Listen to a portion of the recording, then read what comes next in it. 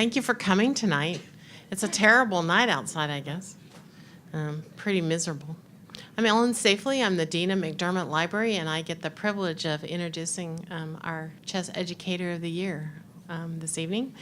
I'm going to have a few words. I'm going to show a video clip if the media gods are with me, and then you're probably going to listen to him for an exciting talk. So McDermott Library had a long history with the chess team, almost from the beginning. And tomorrow, they're playing blindfolded chess in the lobby. Simultaneously, one person will play several people at one time, not being able to see the board. I find that astounding, because I can't even remember where my keys are in the morning. Tonight, I'd like to welcome Dr. Jeff Bulington. He received a doctorate from Purdue in education with the title Chess at Play, A School Teacher's Narrative of Chess Curriculum and Social Mobility. I thought that was pretty interesting. He is the lead teacher of the Southwest Mississippi Chess Foundation in Franklin County, Mississippi. So I don't know much about Mississippi, so I decided to look it up. And Franklin County, his foundation is located, I believe, in Meadville. That didn't mean anything to me. So then it's near the Homochitto National Forest. Again, nothing for me. And then supposedly it's east of Natchez. So I have been to Natchez. I hope you have too. It's a lovely part of the country, but a highly unlikely location, in my opinion, as to why they would have a chess program there. So he's going to talk about that tonight. I was given some wonderful information by Jill McDermott from my staff about how he became involved with chess. And then I decided to look at that thing called the internet. And I found a wonderful short video from CBS News, and Debbie Montgomery from my staff got me permission to show that to you tonight. And again, if I play my cards right, this will play. So let's go with that. It's about a 5-minute video. Overtime editor Ann Silvio talks with Sharon Alfonsi. Does that happen every day? Yes. It does. I am a Mississippi girl. I went to school in Mississippi. Someone called me and said, hey, there's this amazing story happening in Franklin County. And I said, where's Franklin County? I didn't know where it was, and I thought I knew every part of Mississippi. But Franklin County is this quiet little county, 7,000 people, and you might miss it unless you know it was there. Franklin County is one of those places where if you're an out-of-towner, you're going to be spotted pretty quickly. I'm Laura Dodd. I'm a co-producer on this piece. What do you do here for fun? Play chess. Dr. Jeff Bulington, who is the centerpiece of this story, came down from Memphis, Tennessee, and brought chess to a county that had never really heard of chess much before. So everybody say, checkmate. Checkmate. What was the reaction in town when he arrived? It's really cute. One of the stories I love is he came to town to teach chess, and he was crossing the street one day. And a guy in an SUV stops in the middle of the street, gets out of the car and walks across toward me and says, I know everybody in this town, but I don't know you. And I said, oh, I told him who I was. He said, oh, I'm the mayor. Here's this stranger coming in, nobody really knows who he is, to teach their kids chess. Everybody thought, like, what is this guy about? But he's got a plan. He has a plan for these kids, and I think it's to show them so much more than chess. We're using chess to open some doors and to help people maybe see themselves in a way they didn't see themselves before. Queen takes H3. No, No, it says that answer is wrong. but let's look at it. What made you decide that you wanted to play? I kind of had an interest, just knowing how to move the pieces, things like that. But then it started getting competitive, and I wanted to be the best. Part of the reason they're so good at the game is one of the things you get good at if you're from the South, or especially if you're from Mississippi, is things just go a lot slower, right? You take your time, and those kids will sit at a chessboard and they'll take their time. and they'll think, and they just take a minute. And I think it makes them great chess players. Is it hard to focus for 2 hours? Not for me, not at all. I don't remember the longest game. I think it was around like 3 hours or and a half. You're in the zone. Hey, I like to call it chess dimension. Chess dimension. Last night, Daniel suffered a difficult and unnecessary loss. Queen takes A8, and then I miss this move. And Dr. B thinks if you keep winning games, you're not getting better. That when you lose, you get better. It doesn't matter if I win or lose right now. It just matters how hard I play and how much I give a fight. Because it teaches them. You learn from every single game. You learn when you lose. When you win, you don't examine your games in the same way. What does he tell you about how you should behave after you've won or lost? Poker face. Yeah, I was about to say that. Poker face after the game. Mm-hmm. What does he It's like- say? He says that like our own mother should normally not be able to tell whether we won or lost. The tournament's over. When you're watching from a distance, you have no idea what's going on the board. And the kids come down this long hallway and they're walking to you and you're staring at their faces. Like, did they win? Did they lose? You want to know. You're just anxious for any information. And the kids, poker face. I can see you making sure they don't take themselves too seriously after winning. Yeah, right. Because I think that it's too easy to draw cheap conclusions about how good you are from winning one particular game, yeah. And you can also do damage to another person. You don't want to do that.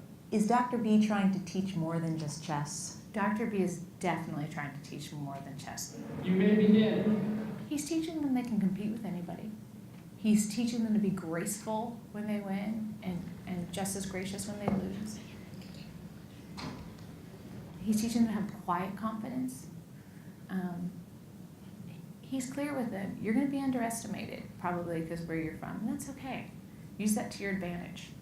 Surprise people. Congratulations, Dr. B. Come on up.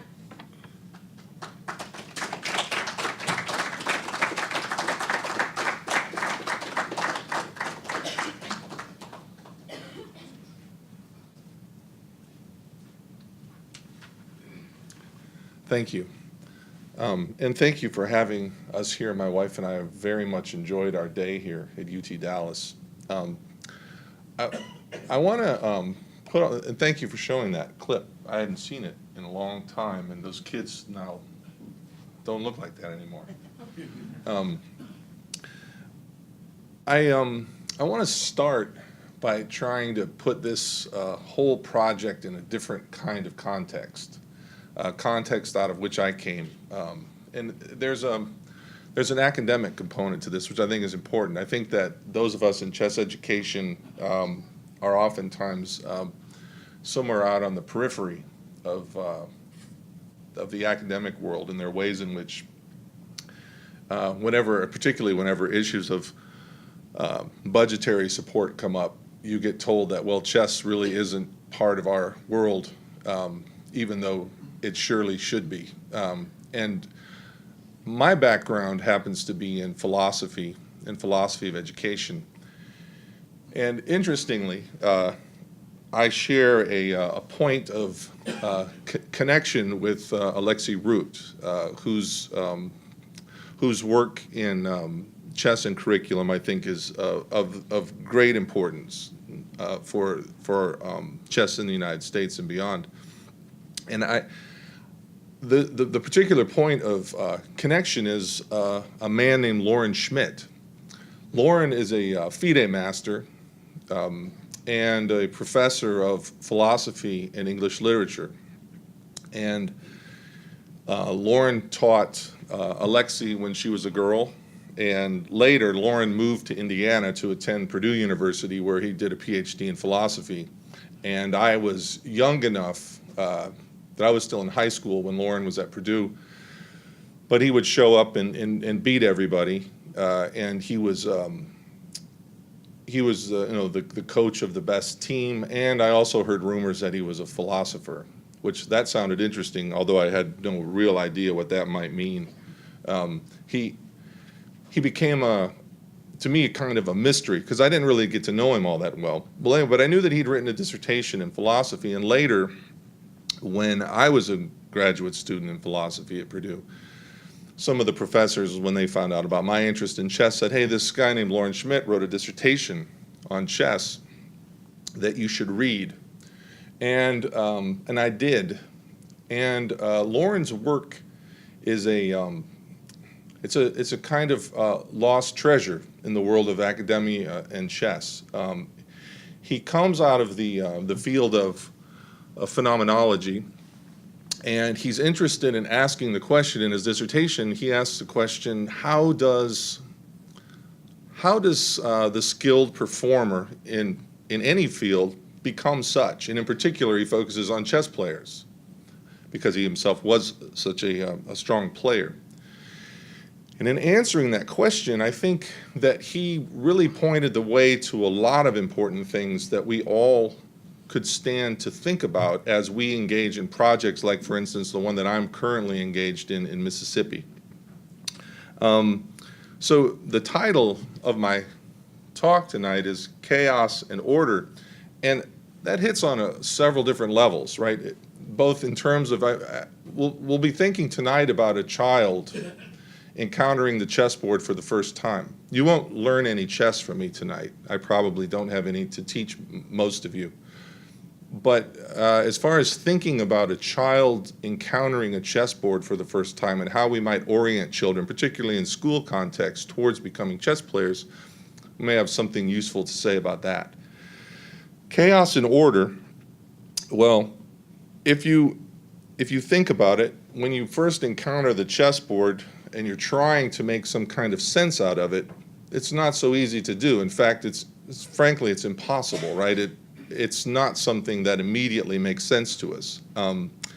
And what I'm interested in talking about is how we can help bring a bit of order to children's experiences of that.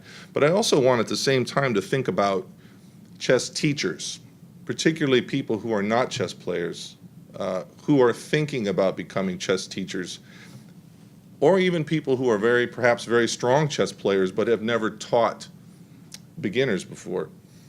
The ways in which that situation becomes chaotic and the role of order in helping make those kinds of things understandable or feel doable to students.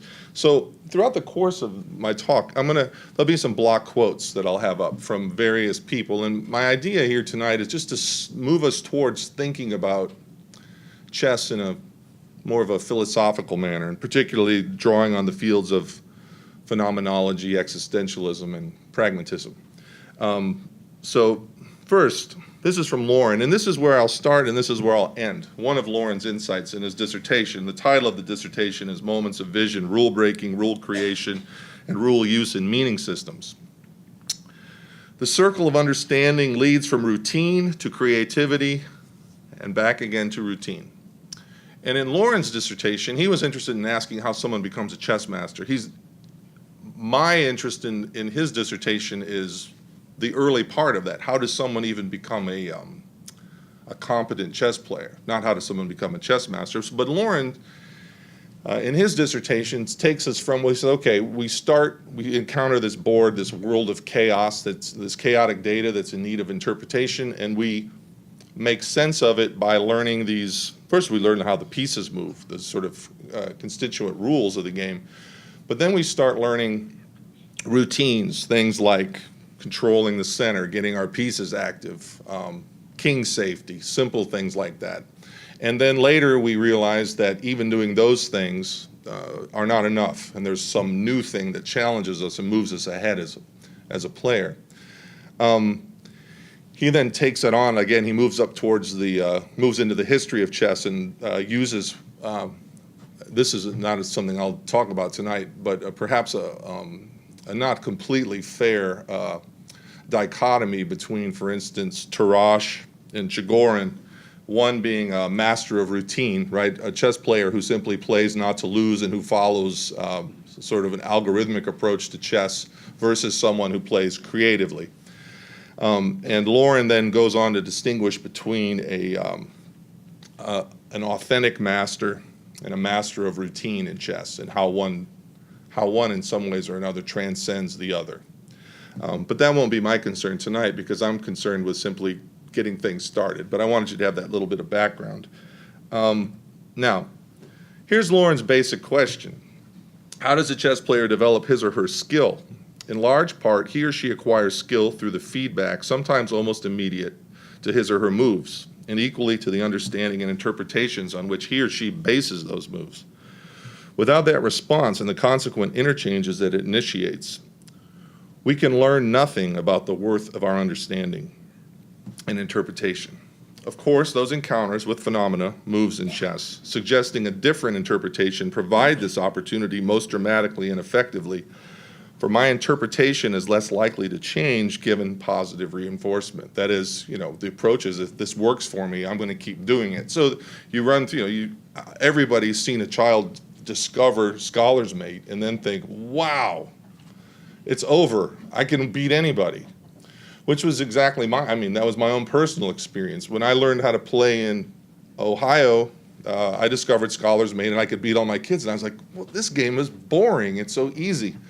And then I moved to Indiana, rural Indiana, where I had the good fortune, believe this or not, to me it was good fortune. It was a wonderful thing that happened. I met a D player named Earl Raver. He was a farmer. He stood up in church one Sunday and said it was a beautiful day for a game of chess. And I thought, okay, another Scholar's Mate victim. And I went to his house, and I'll never forget this. I played, first of all, I had the game pictured in my head. I was white, and he was going to get checkmated on F7. But then he does this thing I've never seen before. He puts two pawns behind his back. And I pick black, so that throws me off. And then the next thing, he plays E4, I play E5, he plays Queen H5. I'm like, wait a minute, I know this. And he plays Queen H5, and I'm like, I better get his queen out of here. I play G6. He takes my pawn on E5, my rook on H8 is forked. I'm dead, and my face is beet red. I'm embarrassed. But this is what Lauren's talking about here, right? I just got some important feedback about my vision of the chessboard, right? It was just refuted completely and absolutely, right? And I didn't like it. But it disturbed me in a way that was good, for me at least, because I couldn't believe it. Somehow I thought, in school I get told how smart I am all the time, and this guy's a farmer. Surely he can't beat me in chess. Well, I find out, it turns out farmers can be pretty good. And not only can they be pretty good, but they can beat you not just that time, but the next time and the next time again. And so I got to the point where I was riding my bike to his house whenever I could, or he would come pick me up, and he would beat me, probably 100 times. And I kept going back for more because of my disbelief and my idea that there's got to be some way to beat this guy. And so finally, unfortunately, and this is one of the great pains in my heart of my relationship to him, was he let me win. Which it really disturbed me that he let me win, because when I found out that, it sort of undermined my sense of achievement.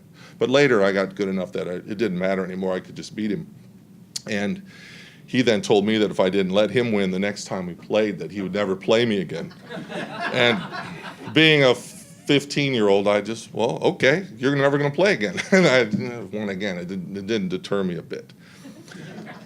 But the point is here, I think, that Lauren's point here that's so important, so fundamental to any kind of chess project, whether you're a grandmaster or a beginner, is having your interpretation of the board challenged and being compelled to see something new in the position. Everybody has to experience that. And this doesn't just apply to chess. It applies to chess teachers. In fact, it applies to any field, any skilled field. But in particular with chess teachers, I think it's important that chess teachers who develop routines and ways of approaching their classroom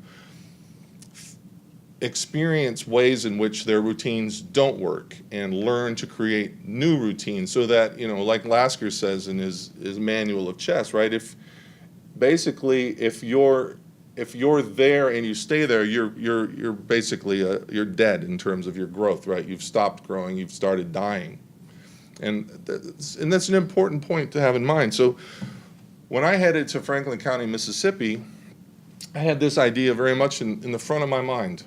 And I went to a place that there was no formal chess background there at all. I had resources, which were important, financial resources, other resources, community support, and so forth.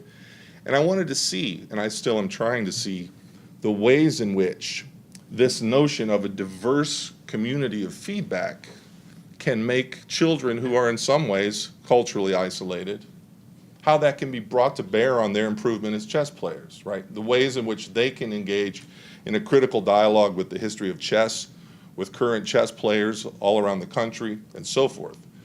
So that, playing chess in a little bubble, what you get is what I got as a kid. You get a plateaued player somewhere around the B player that I was, the B player that I am today. That's how that sort of plateau happens. Okay. Now, John Dewey, the great American pragmatist, said, and this is an important thing to think about in terms of teaching chess, I think, the practically important question concerns the conditions under which the teacher could really be the leader of a social group. And this happens, right, here at UT Dallas, you have the leader of your chess team. You have in a classroom, you have the classroom teacher who's the leader, right? Or when you're engaged in teaching teachers to teach chess, like Alexi is, again, you have the leader. What does the leader need to know? He says the first condition goes back to his own intellectual preparation and subject matter. It must cover collateral points so that the teacher can take advantage of unexpected questions or unanticipated incidents. It must be accompanied by a genuine enthusiasm for the subject that will communicate itself contagiously to pupils. And I hired my next door neighbor. I needed an assistant, and I hired my next door neighbor who knew how to move the pieces and how to checkmate. He was probably the strongest player in Franklin County when I moved there. And someone asked him later, what's it like teaching with him? And he said, well, it's kind of crazy. He'll tell me that we're going to do something tomorrow, and then the next thing I know, we're doing something completely different. Because in the course of teaching a lesson, right, something pops up in a game that needs to be addressed right then and there, or at least it's the natural way in which to do it.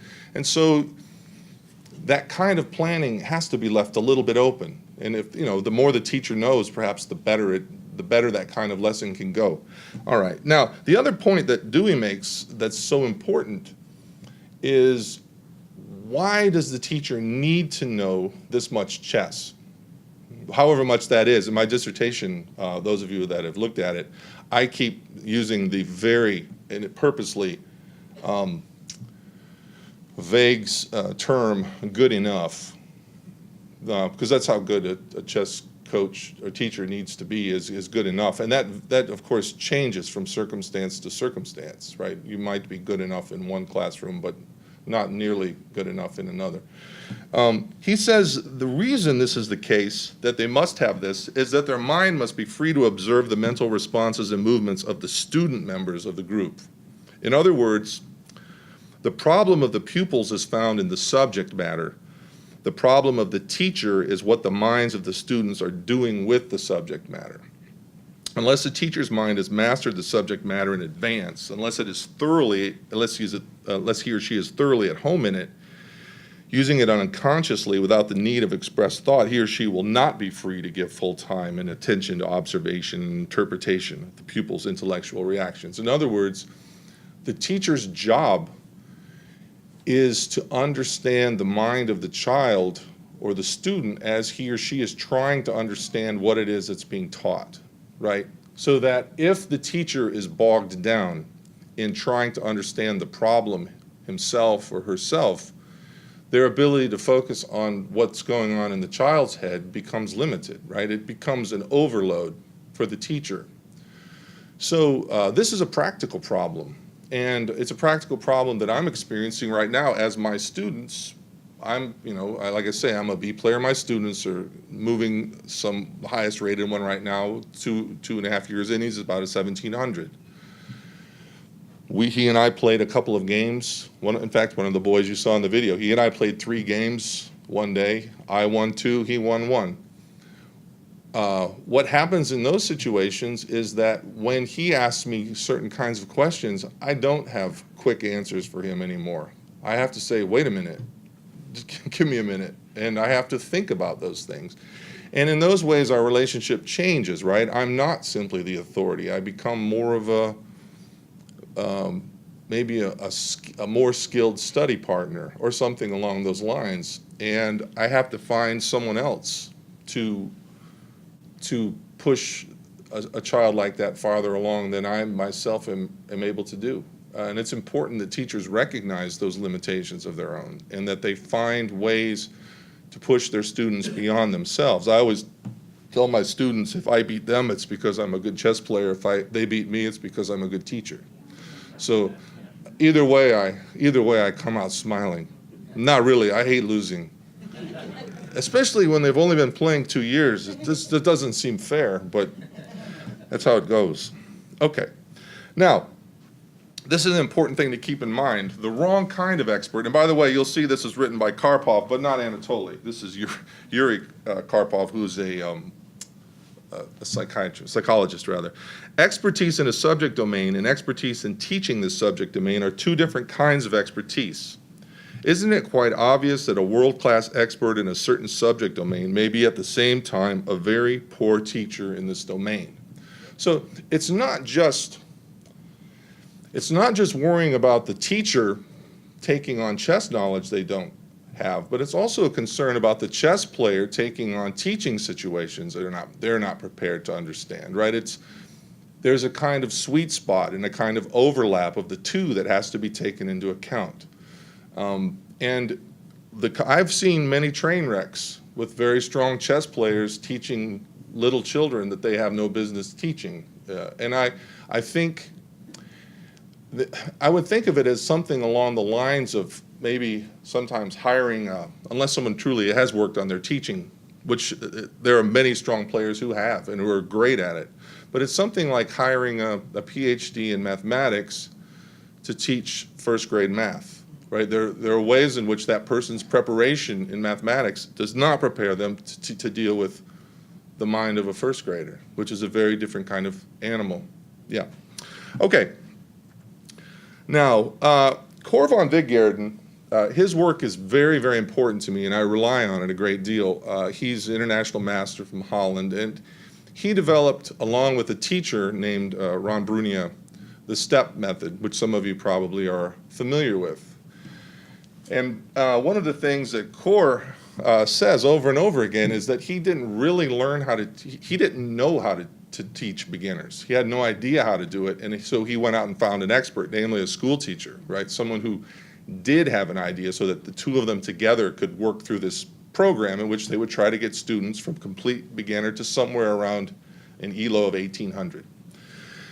Now, back to the last point, Cor says, discussing the games of children is not as easy as it might seem. The trainer can make several elementary mistakes when working with beginners. And these can be major problems, and all of these are problems that I myself have experienced. Because you're eager to get them to where you are, but they're not there, and you're wanting them there. It doesn't put them there. You have to help them build a road to this point. We want to improve too many mistakes too soon. We want to improve mistakes that are only relevant at a higher level, and we're using terms and concepts which children at their level cannot understand. So it involves a kind of patience. Otherwise, what you get, you read, like, for instance, Jeremy Silman's somewhat famous book, The Amateur's Mind, right? He talks in the beginning about discovering the fact that his students had bad ideas, right? The math education researchers, Von Hiele, said basically what you have in those kinds of situations is you have a knowing instructor carrying out a monologue in front of someone who may be obediently listening but has no idea what's being said to them, right? And it's not real teaching at all, right? It's just somebody, and someone will say things like, "I couldn't have been clearer," right? What is this kid? What's wrong with this kid? Well, there's nothing wrong with the kid. What's wrong is the way in which the child is being talked to or being asked to do, which they're simply not ready to do yet. Okay, now this is from Dr. Seuss. And this distinction is extremely important, the distinction between play and work. How many times have you heard yourself say, stop playing around, get to work? Right? There's a false dichotomy in our culture which values work higher than play, right? And that indicates that, you know, one should come before the other. And I think this idea is very problematic, especially when it comes to teaching children, because children, and I think Dewey's right about this, they don't see it that way. They don't necessarily experience work as one thing and play as another. He says, for instance, no one has ever watched a child intent in his or her play without being made aware of the complete merging of playfulness with seriousness. And I think when we have that in mind, we can stop. Like, I like asking my kids this question. At some points they wonder, first they were wondering, why does he keep asking him this? I will be doing something. I say, are we working or are we playing? And eventually they started saying both. We're working and playing. In fact, we can't really tell the difference. And chess is a way in which, in school, we can bridge that gap or confuse those ideas. In school, of course, is a place where strict boundaries are kept, right? Sociologically speaking, between various content areas, there's school time, there's free time. When I was taught to play chess, my first grade teacher, I think I beat her at checkers and decided that she was going to teach me how to play a better game, she said. And so she took me back to her desk and taught me to play chess. But it was, and that was the only time it was during school time. From that point on, if I was going to play chess, it had to be during recess, after school, something like that. School time was precious and sacred, and you could not waste it playing around, right, with something like chess. And it's very important for those of us that are interested in chess at that level that we not be so quick to accept that dichotomy, that we recognize the value of play and learning and the close interrelation between play and work.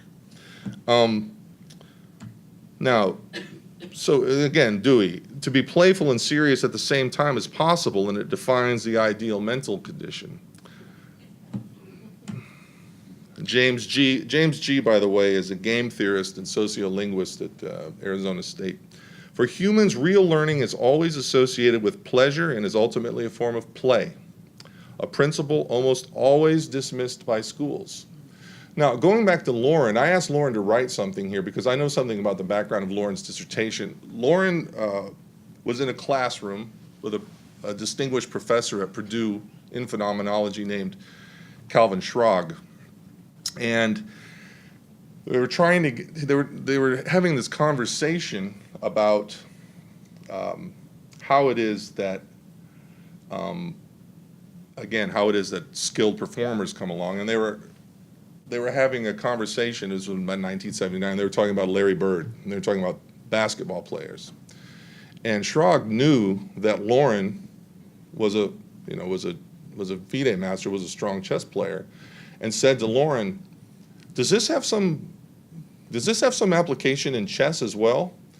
And Lauren thought about it and said, well, yeah. And then he started talking to the class about it, and then he ended up writing the dissertation on it. But what was interesting, one of the interesting things to Lauren was, until Schrag asked him, he didn't know that it was appropriate to bring chess up in a philosophy class. It wasn't clear to him that it belonged there because it was on the wrong side of the work-play distinction, right? And you'll find this happening over and over again, and it's one of the things that we have to, I think, confront. Anyway, now, this is me teaching kindergartners. This is a first lesson. And some people are comfortable, and I can't imagine it myself, but I hear it works. Lecture kids for an hour the first time they have a chess lesson. They basically say, this is a knight, it moves like this. This is a bishop, it moves like this. My opinion is that a child's introduction to chess should be useful, but it also should leave them wanting more, right? You should cut it off before anything like boredom sets in, and you should also not overwhelm them. They should feel like this is not only doable, but this is delightful. And this is an activity I call chaos and order. Okay. Lauren says this is important. Again, the idea of the novice performer, when they look at the chessboard, you can say in the ways in which they're not, for instance, in phenomenology, particularly in Heidegger, there's this idea of the they. The they means the ways in which tradition is always looking over your shoulder and telling you, you have to do it this way. There's an orthodox view, right? So there are examples, for instance, of Capablanca saying, for instance, I knew I should have made a different move than the one I did, but I was afraid everybody in the room would laugh at me if I played what I really thought I should play, right? So you sort of succumb to the they, and the they determines in some ways or another your choices for you. Now a beginner, they don't have the they looking over their shoulder, but not in the same way. It's just because they simply don't know what they're doing, right? And so they're lost in a whole different kind of way than someone who has a real vision and is afraid to go out and try it. Now, the next, hopefully this works. On your mark, Whoa. get set, chaos.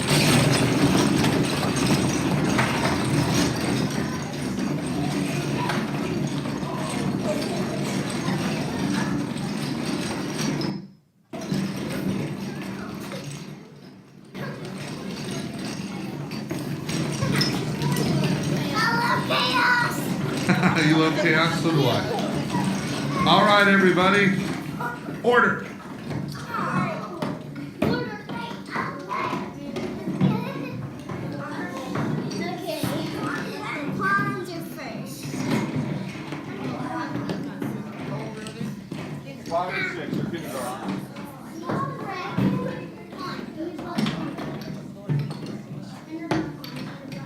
Notice she starts knocking the other girl's pawns over. We go here from order back to chaos. If you'll see, this is the 7th rank, this is the 2nd, and this girl starts yelling, I'm white, and she's yelling, no, I'm white. So they ended up having a disagreement about that because of their orientation towards the board. But my point here with this lesson is that it's the kind of, it's useful, particularly if kids have never set up a board before, if they don't grow up in houses where there are chessboards and so forth, that they leave there with the sense of, okay, I know the names of all the pieces, I can set up the boards myself, and I got to use my hands a lot, right? So, unlike a situation in which you would just lecture, right, this leaves them very happy to come back, and it's, again, useful information. They can name the coordinates and so forth. Now, on your mark. Whoop. Now, these two girls are also kindergartners, and they're a little farther down the line. They're beginning to develop a sense of the coordinate grids, to be able to use squares and such to find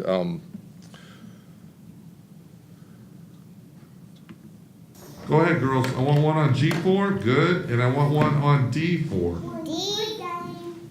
Good game. Where's D4? D4. I put mine on D4. Four's right here. You gotta put. I got me on that. That's 4, but where's the D? He's right here. He got the D4. Is that right, Maddie? All right. Now, those kinds of fundamental and early and you know very simple successes mean a great deal to children who are coming into chess. What you have a problem with in that kind of situation is children selecting out of chess quickly because they think, I'm not as fast at it as the others are, for whatever reason, it must not be my game, and they just simply don't come back anymore. What you have to do is build in opportunities for success from the start, and successes that are meaningful and enjoyable. Now, go ahead. since I'm a little short on time, I'm going to share a couple things. Now, this is from Chess Steps, and it gives you another idea of how to start with beginners. Now, the rook, of course, is the simplest piece of all chess pieces to teach. And I'll prove that in just a second. Of course, pawns and knights are the most difficult. Here you can see this child has a very good idea, and this is a worksheet that all children would get after having a lesson at a demo board in which we're told, you know, rooks move vertically and horizontally. Now look what happens when the child, after a demonstration at the board, gets introduced to the bishop. We might think that telling them the bishop moves on the diagonal and showing several times would do us some kind of good, but in fact, what we get is this somewhere in between thinking it's a rook and a bishop, right? And it's only by getting this kind of feedback to the teacher that the teacher can give quality feedback to the student, because otherwise you're going to ask, do you know how bishops move? And they're going to say yes, but in fact they do not. They have not mastered it yet. And so we need to be able to to know how they're doing, so that this kind of early feedback is absolutely essential to their success, right? And we need to be able to take them back to these points. And then after you tell them, okay, a rook is a queen plus a bishop. So here's what we get.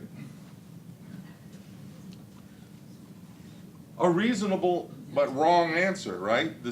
We've got horizontal moves, we've got diagonal moves, but there's something wrong here. We have a Z. Now, the last few points I want to make, and this goes back to James G. About he by the way doesn't study chess, he studies video games, and he asks, why is it that certain video games succeed?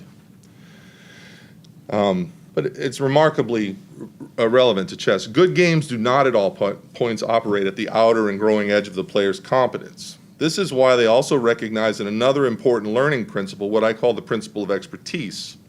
When learners learn a new skill or set strategy, they need to practice it over and over in varied contexts in order to make it operate at an almost unconscious, routinized level.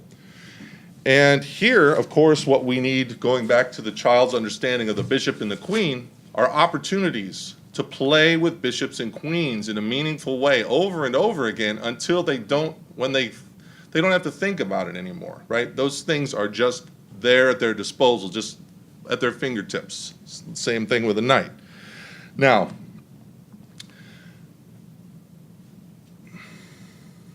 this is a different element. So there's this element of pushing kids, helping kids master something and develop a sense of mastery if it's the mastery of a bishop, right? Like in our group, when a child becomes a horse master, that means that I know that child knows how a knight moves, and it's a big deal to know how a knight moves. Andy Soltis says that that's one of the biggest jumps a chess player ever makes, is from having to do 1, 2, 3 moves to just making that single knight move. Now here, at a lot of moments, a good game feels highly challenging but ultimately doable. Perhaps the player fails a few times at a given task, but good games show how much progress the player has made on each try, and the player sees that this progress is increasing each time he or she fails. Eventually, success comes. This feeling of the game being highly challenging but ultimately doable gives rise to a feeling of pleasurable frustration. Has anyone in here ever felt pleasurable frustration? Do you know what that means? That feeling of, I almost did it, but give me more, right? And that kind of failure is invaluable, right? Because it's a kind of failure that pushes you on rather than thinking, I can't do this, it's impossible. That leads to quitting. This kind of frustration actually pushes you forward and develops what some people call grit in children, right? The idea that you work through it and that there is this kind of payoff in it. Now, how do you do this as a teacher? Well, this involves knowing right where your students are. You really have to, like Dewey was saying, you really have to study what they're ready to undertake, and you have to put them there at the edge of their abilities and keep them there. But you also have to, at the same time, on the other hand, work on that routinized knowledge that they also have to have. So you're sort of constantly pulled between one and the other. And then here, of course, he's simply saying that at some point, then once you have your strategy down, a good game will mess you up, right? Some new thing will come that completely undermines your thinking, I've got this thing figured out. And of course, is there any game better than chess for doing that, right? It never stops doing that to us. Yeah, at some point, maybe one player in the world reaches that point where they're stronger than everybody else, but otherwise, we're always in that boat of having our understanding challenged and being made to rethink it. Now, I'm going to, for the sake of time, I want to go back to that initial comment of Lauren's.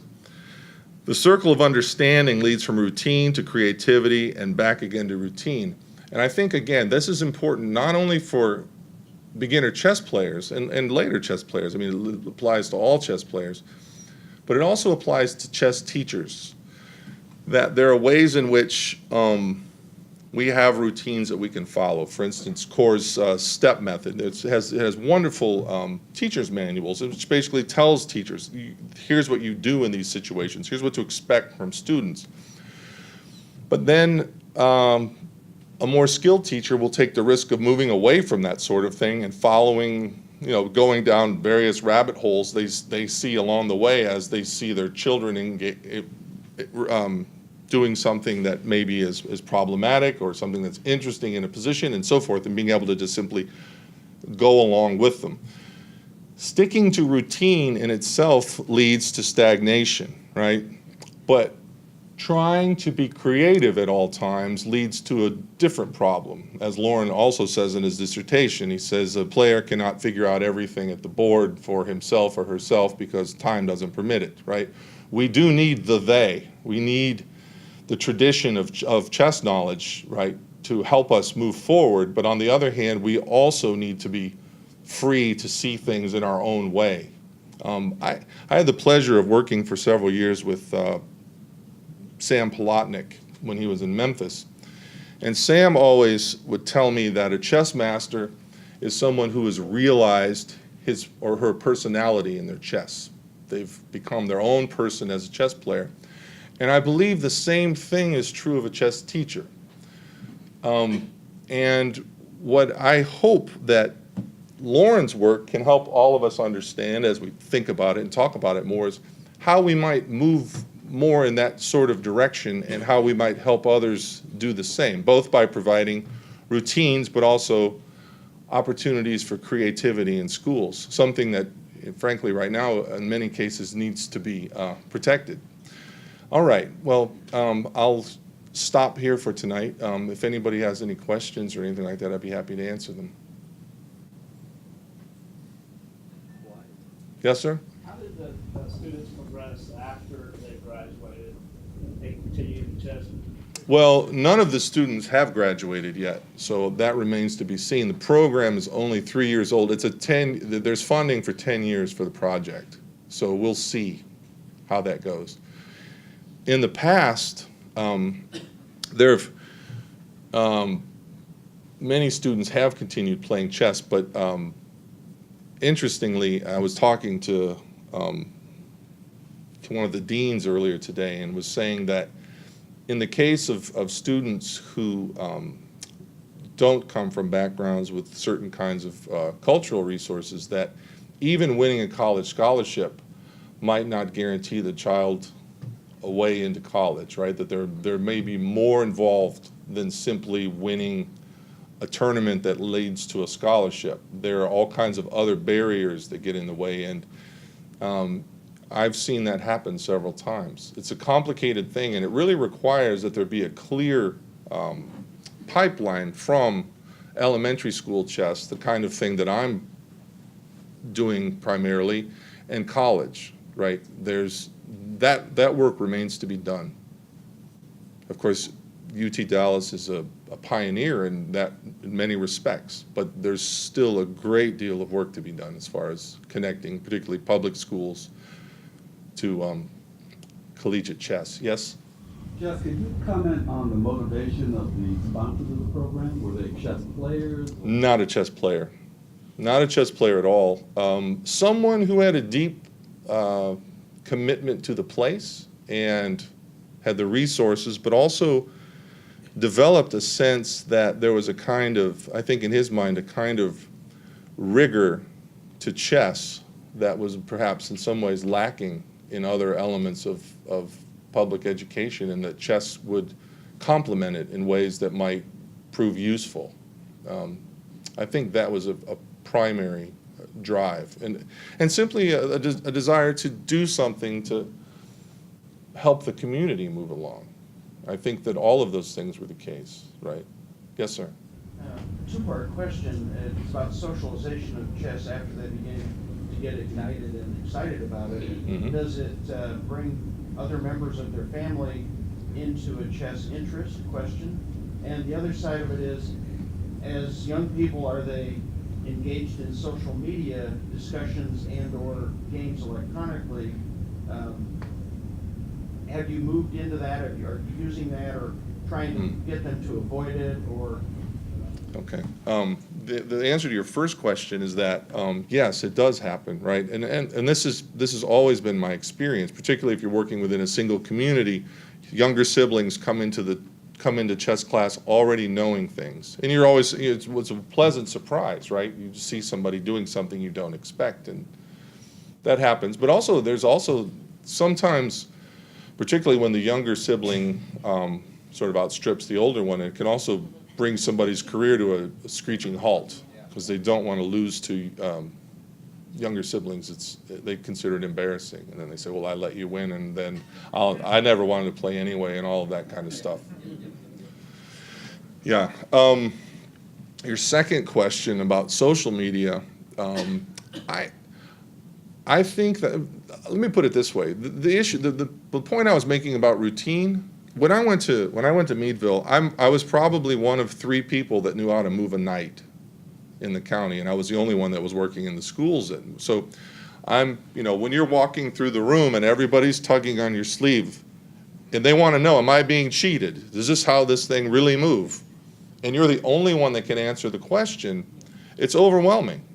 And so having something like a computer that says illegal move for you, that's like, great. It resolves those kinds of things. But on the other hand, the kind of feedback that students need to progress as chess players, I don't think can ever come through a computer, at least not as I understand computers today. They might complement, and computers can be very, like, for instance, we use ChessKid, and we focus mostly, I pay attention to their puzzles scores, right? How well they're doing on their tactics, because you can go back and check and see any problem that they missed, go back and review it and see what kinds of themes are causing them trouble and that sort of thing. So in those ways, that kind of feedback is very useful. But in other ways, it seems to still it's just good old-fashioned teaching, and also facilitating a community where they're giving each other feedback. Where, like, the other day, it was just one of those delightful moments as a teacher where one of my students beat another one in a rated tournament, and then announced afterwards, "Yeah, I knew you were going to play that on move 8. You always play that when we play speed, and I've been thinking about it at home, and I had this other idea, and I waited. I didn't tell anybody about it until this tournament." Great. Wonderful. Yes, sir? I've noticed that thing with the siblings, too. I have it in one of my clubs right now. The wonderful thing is the sister is 1 grade lower than the brother. And I really built up the idea of, wow, you are a marvelous trainer. Using the same logic you were using as far as with your students. And that's working so far. So he's still in there, and he's still on ChessKid. He's still like 3 levels ahead of her, but she's moving up fast, and she actually had the same score that he did in the tournament and all that. So I was going to ask you. Parents are the ones that go down the hardest and the fastest. Oh, man. My first goal is always, you will beat your father. Yeah. This is going to happen. Yeah, I mean, parents come in and say, she beat me. I'm like, of course she did. She knows how to play. Yeah, exactly. Exactly. So I was going to ask you, how do you maximize that interaction with one student training another student, the interaction between pairs perhaps in your classes? Well, I think that some of that is useful and it can build up someone's esteem. But I also think that I don't think, in general, I don't think children should be raising children or responsible for other children's educations. And so if that becomes their task, right, if my task becomes teaching my sibling or some other person and and my own chess falls off. I mean, someone asked me, how good are you at chess? And I say, well, not as good as I was when I got to Meadville, right? Because my skills have undoubtedly deteriorated over the last 3 years because I've not had time to play a serious game with anybody, and I'm sure that I'm not as good as I was when I got there. I'm probably a better teacher than I was, but I'm surely a weaker chess player for it. Yeah, and I was going to ask you that too, as a plateaued player, Mhm. there is a conflict between your own development Right. of chess and that. And That's right. It's only when they catch you and then perhaps inspire you to say, wait a minute, I'm not done here yet, and then to try to keep up for a while longer. But it's a losing battle on some level, right? But you did say you had some interaction with the kids. Oh, very much so. And there are children that are Does that happen in the class? kids that are very loving towards each other and want to have their siblings succeed. There's a lot of that kind of thing, but it's not I just wouldn't say that's sort of a one-size-fits-all answer to that issue. There are some families, and it has to do with family dynamics. Some families are profoundly competitive, and some are not. Those that are, it can be for a while it can be wonderful because you just see them going at each other, but then at some point one of them just says, wait a minute, I can't keep up anymore. I think I'm going to start shooting baskets again.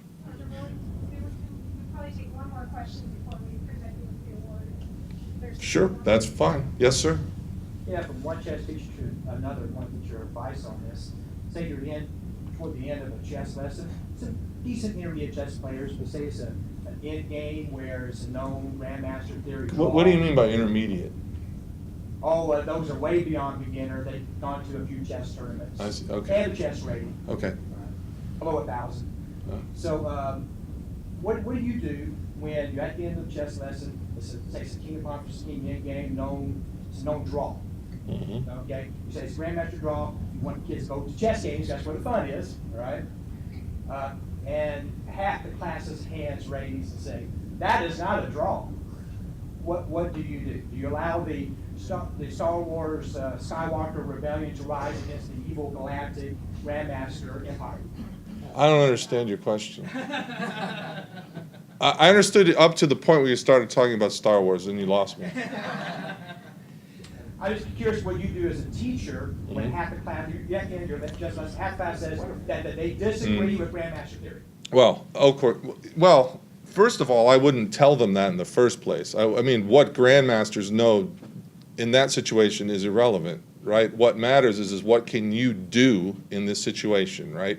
And we were looking at a position just the other day with advanced players, and it was a complicated rook. It was a Rubinstein ending with rook to pawns king, and one of my kids said, "Why are we looking at this? This is obviously one for white."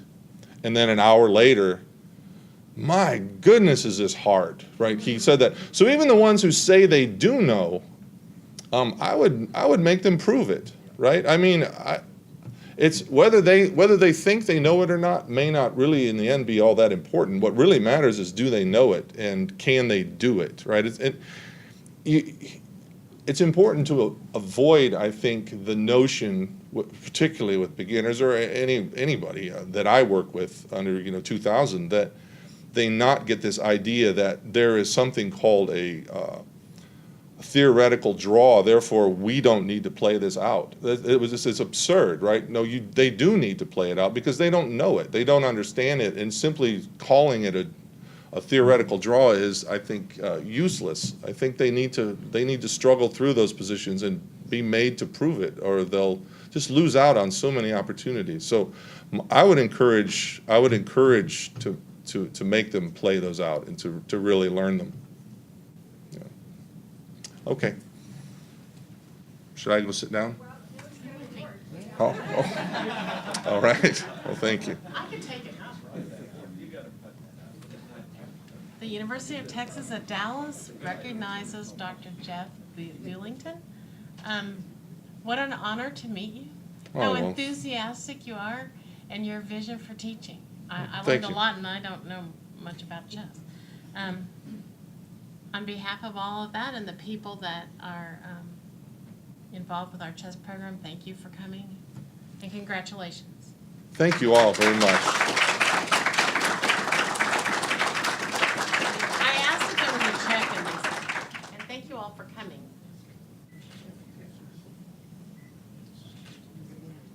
Thank you all. I really appreciate it.